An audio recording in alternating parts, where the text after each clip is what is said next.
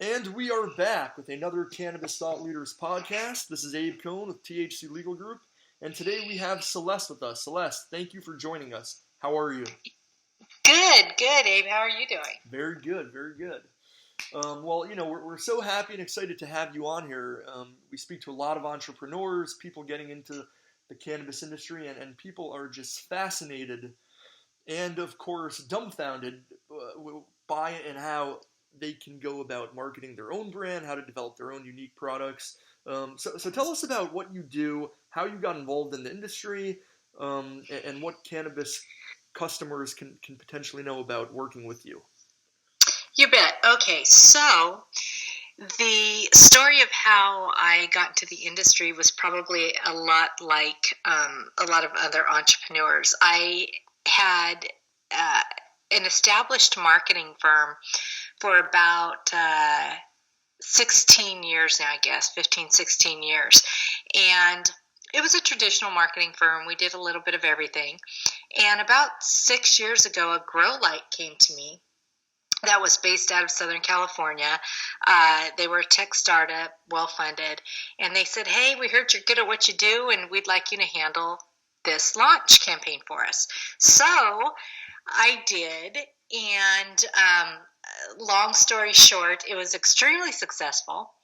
And shortly thereafter, I had all kinds of cannabis companies start coming to me to handle their marketing because, of course, the grow light, where we were most successful with the marketing portion of it was in the grow industry, in the cannabis industry. And so then all kinds of people started coming to me to handle their cannabis marketing. And fast forward to 6 years later today, and cannabis marketing is all that we do.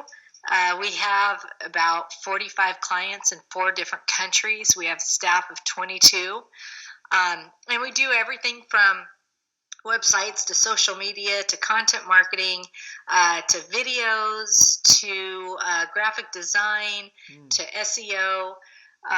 Just everything you can think at press, PR, some PR. I have a full-time press release writer. So we handle everything in the gamut of digital marketing. We can kind of be as big or as small as a client needs because obviously we're not cookie cutter. Every client needs something different. Wow, okay.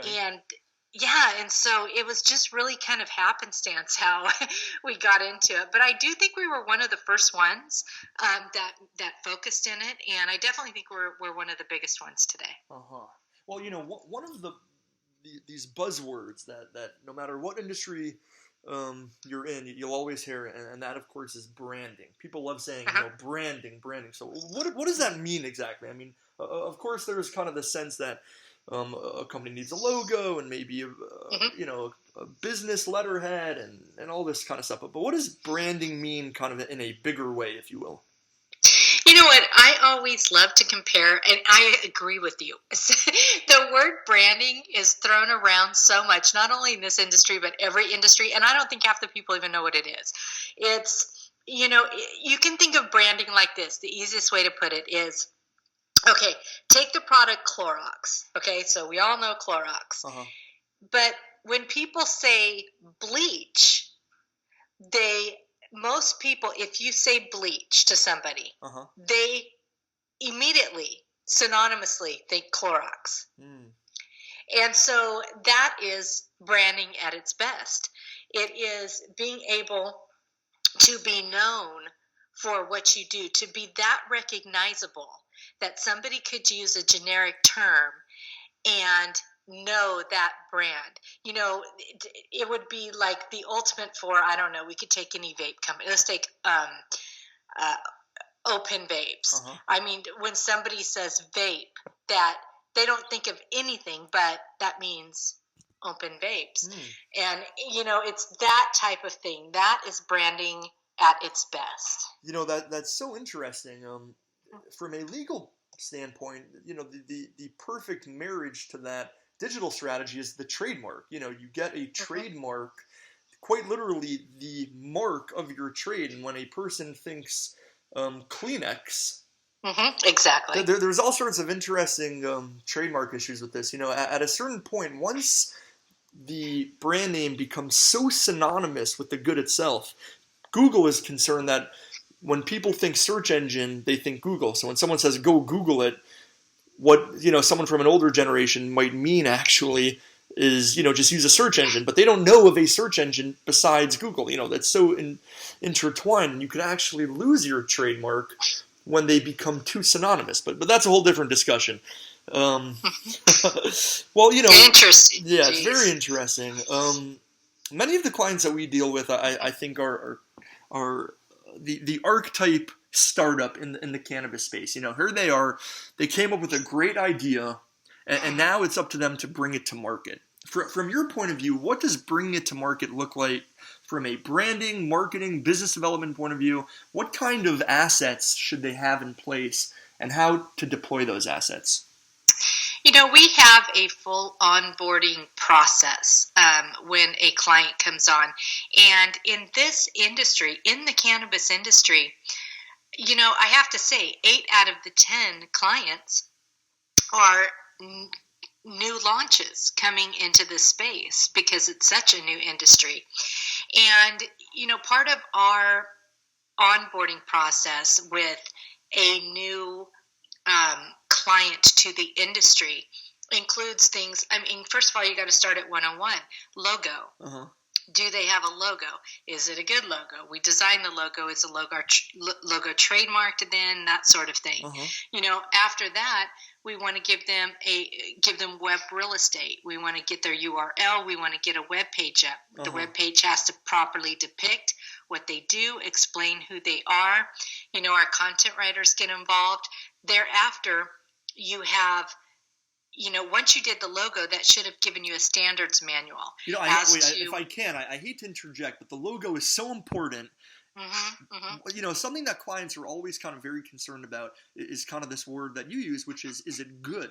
But, I'm kind of wondering, and I think many people are, what does it mean mm-hmm. for a logo to be good? Are there objective standards to a good logo, or is it ultimately a matter of aesthetic preference and kind of idiosyncratic personality of the brand? I mean, how do you know if it's good? What does that mean? You know what, Abe? It's been so interesting because we went through this one time period in the cannabis industry that, everybody said leaf or no leaf, uh-huh. And then it became big on no leaf, uh-huh. Uh-huh. Do not use a leaf. We got to go mainstream, blah, blah, blah. And it was interesting because we did a market study shortly thereafter of where we did a logo with a leaf, a cannabis leaf, and we did one without for this one brand. We put this brand on the shelves, and we had done the packaging design, everything for it. And interestingly enough, the packaging with the cannabis leaf sold 2-to-1 products without the leaf. Really? Yes, and it was just so eye-opening for us. And it wasn't just kind of a leaf bam in your face, but it was like an abstract developed leaf, that sort of thing. Yeah. And so that was so interesting because it debunked everything that was being said at the time. And so, I think when you say a good logo, it's a combination of what you said. I think it's a combination of what's going to be aesthetically pleasing to somebody pulling a product off the shelf. Okay. But then again, it's going to have a bit of personal preference from the company who is creating the product. So we kind of take those two when we're creating a logo, put them together. And we definitely want the logo to try to depict, even if in an abstract way, of what the product is. It's been said that a lot you can just do, square or circle or something like this for a logo. It's very hard. We've done that. We've done studies on that. We find that the products do much better if you can depict a bit what the product is, what it's about, that sort of thing. And then it's kind of a marriage of the aesthetics of what the public wants and the aesthetics of what the client wants, really. I see. Okay. And again, I'm just focusing on this a little bit because the logo does really anchor the brand. For startups who don't really have a good aesthetic sense, they don't know, they know what their company is about, but, Mm-hmm. they don't fancy themselves as artists. Mm-hmm. What would they need to provide you to really get them started? How do you kind of connect your minds, or in legal terms, have a meeting of the minds Mm-hmm. to ensure that their vision is represented by your logo? What does that process look like?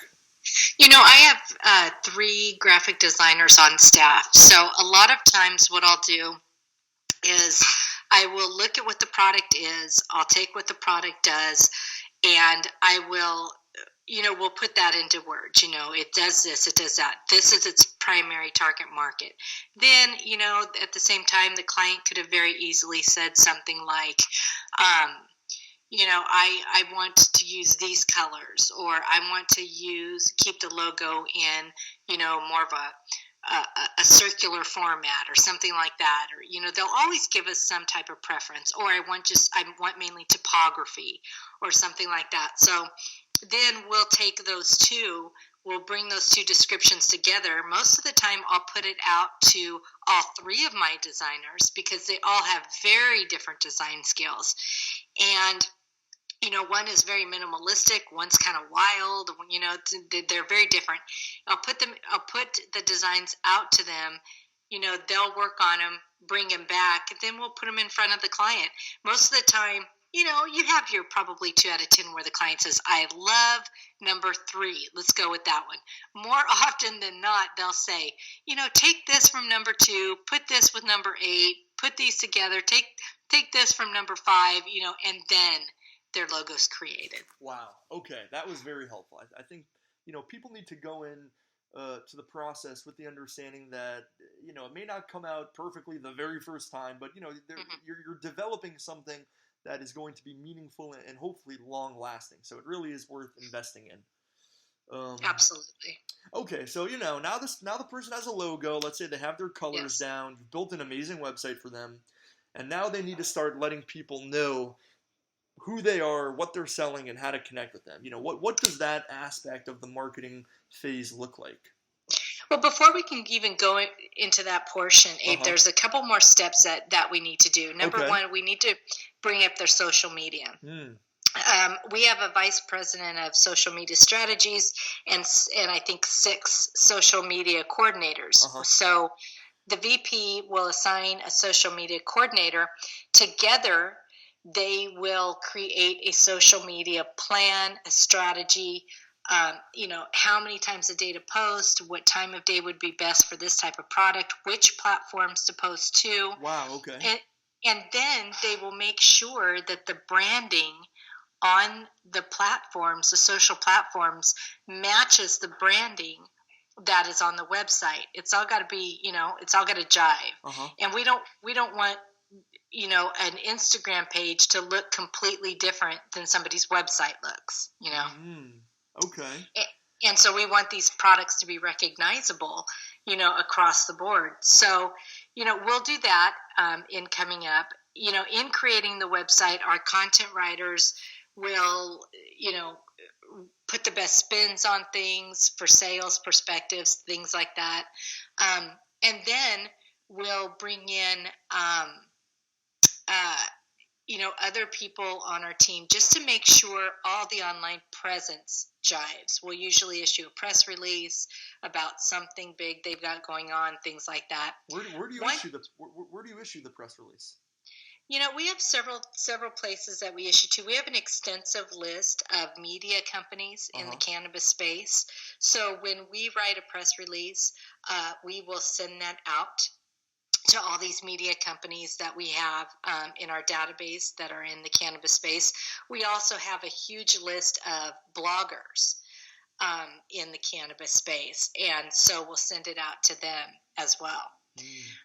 Now, some clients will choose to put their press releases out on the mainstream wires. Some do, some don't. And really the ones that do are more into the CBD hemp side of things. So that could be a possibility as well. Then once we're at that point, we for exposure, to increase exposure, we're going to do a lot more. We're going to do videos. I have a videographer on staff. He's going to do lots of promotional videos, things like that. The social media team's going to be working on promotions. If it's a product, if it's a service, they're going to be coming up with strategies for promotions. We're going to be growing those social media channels at a pretty rapid rate.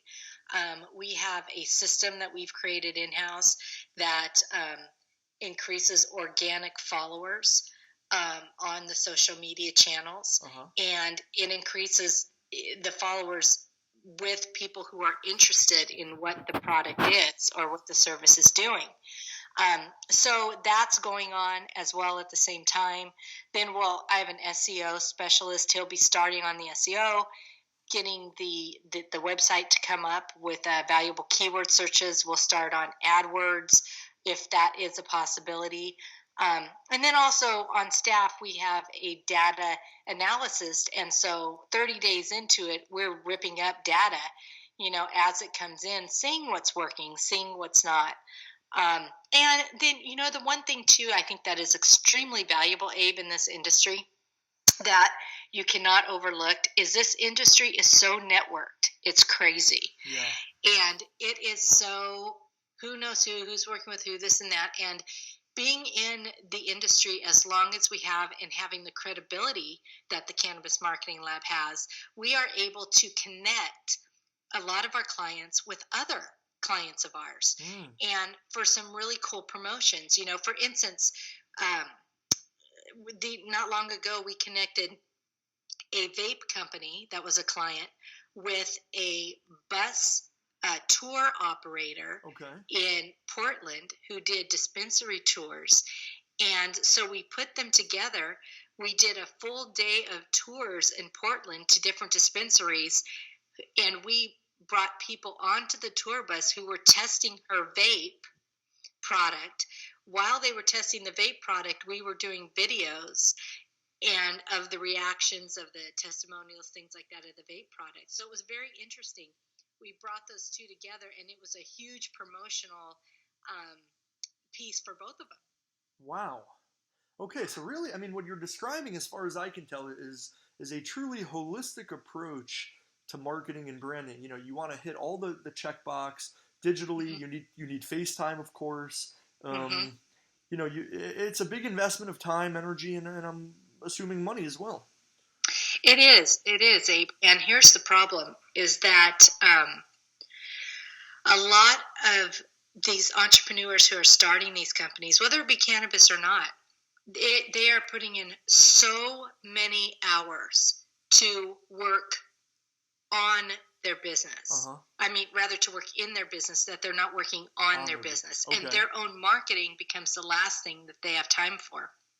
And we see it day in and day out. And their businesses are doing good. Their startups are working. They're doing great.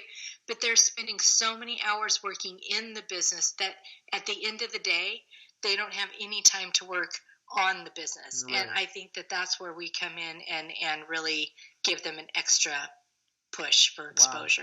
Wow. Okay, well, without being too specific, depending on your confidentiality agreements, do you have one client in mind that's been memorable in some capacity, that really kind of sticks out, either as an ideal client or perhaps as the nightmare client? I think either one would be interesting for our audience. Oh, God, that's a great question. Okay, so let's start with a great client. Okay. And let me preface it with saying I have many, but the one that stands out in my mind is Paul Binham. He is the owner of Hemp Foods Australia. Okay. And Hemp Foods Australia, Paul, first of all, has spent his career as this hemp guru guy, and he's so knowledgeable about the hemp industry. It's all he's done. He's so passionate, and he is based in Australia. That's where Hemp Food started. He was one of our very first clients, Abe, very first, and he's been amazing to work with, one of the greatest guys I've ever met. And since then, we have progressed to opening Hemp Foods America, Hemp Foods Japan. Wow. Yeah, all these others. He's also the main owner of Elixinol, which is a brand most people know. And so working with Paul has been an amazing experience, and he's if I had to say, he's one of the perfect clients I've ever had, and I personally think the world of him. And it's been great because I can stand back and look at the progress that we've made with him, and everything we've been through and everything we've done. And I would say, and he allowed us the freedom to do what we do. Yeah. And I think that would kind of be a good segue into the nightmare client. Okay. Obviously, not mentioning any names, but I can tell you the profile, and the profile is a client who, I don't know, either they don't need you, really, when it comes down to it, or they just can't give up that portion of control. Now, it may be that they're so good at marketing themselves, what some entrepreneurs are, that they just don't need you. Yeah. I've had those clients call us, and I will straight out tell them, you don't need me. You're doing great on your own. But it's the clients that do not allow you the freedom to do what you do. And they just, and like I said, it could be several reasons. It could be that they're too good at it as well. But it's the client who does not allow you to do what you do, and they just keep too tight of a hold. I understand this. Every business is the entrepreneur's baby. Yeah. But at the same time, it's the clients who just won't let loose of those strings to let you help them grow. And so it's those clients, the ones that you ask, why do you have us? That type of thing. Have you ever had to fire one of your clients? I have. Wow. I have. And you know what? It took about 4 years into it. And so I have to say that it was just a couple of years ago, and I hadn't had to do that for about 4 years in this industry. And I did. And it was one of those clients where I just literally said, you don't need us, and I suggest that you do this on your own. Yeah. Because you still are. Even if you have us, you still are doing it on your own. And, so yeah, I mean, it was an unfortunate situation, but there was one, yes. Yeah, and, I think there really is a good lesson there. Even though you've been in business for a while, to a large extent, you're an entrepreneur too. You're a business owner. Exactly. And look, no matter what business you're in, what you're doing, ultimately you're working with people, and sometimes there are incompatibilities, and it is what it is. Mm-hmm. Well, we're moving towards the end of the segment here. What is the number one thing that cannabis entrepreneurs need to know? If you could impart some kind of message to an up-and-coming cannabis entrepreneur, what would it be? The industry, the field is so saturated with everybody. I mean, literally, Abe, if I could make 5 cents every time that I hear somebody saying they have the next big thing, I would be rich, literally. It would be amazing. Everyone in this industry thinks that they have the best whatever or the next biggest whatever. I hear that so often. And, I think that that's great to think that. I think that's even better if you truly have that. But I think what advice I could give to any cannabis entrepreneur would be to know that in reality, what you have is probably pretty damn good or interesting in whatever sort of way. But do not let yourself think that there is not someone else who is doing it, someone else who's already done it, or someone else who's thinking about doing it. Wow. And you have to keep that in mind and position yourself as if you do not have something that nobody else has or nobody else can have tomorrow. And I think if you do that, even protecting yourself with the trademarks, the stuff you guys do, not only that, but understanding that in a marketing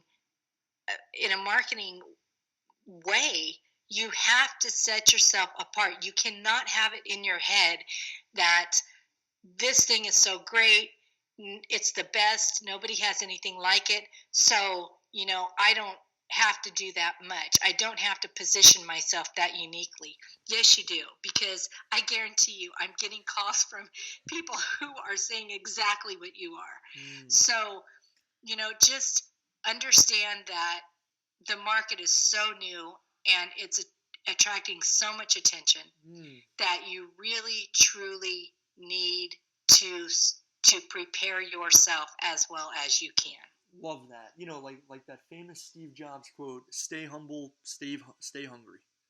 Yeah, that's very true. Love that. Okay, well, thank you so much for coming on. How can people reach you? How can they get a hold of you? How can people hire you? Tell our audience what they can do to connect with you as soon as possible. Okay, so our website is at the Cannabis Marketing Lab, lab.com. You can go on there, read some information about us, that sort of thing. We're on all the social media platforms. All you have to do is search for the Cannabis Marketing Lab. LinkedIn is probably a great way to hook up with me. I'm on there a lot. I have a lot of interaction on there. There's a great cannabis community on LinkedIn. And then my email is Celeste, Celeste, at thecannabismarketinglab.com. And last, our office number is area code 805-744-2424. Wonderful. Well, okay, cannabis entrepreneurs, that was Celeste with a spectacular interview full of, I think, extremely helpful and kind of day-to-day pragmatic advice for everyone to kick off their business and get it running fast. Celeste, thank you so much for coming on the show.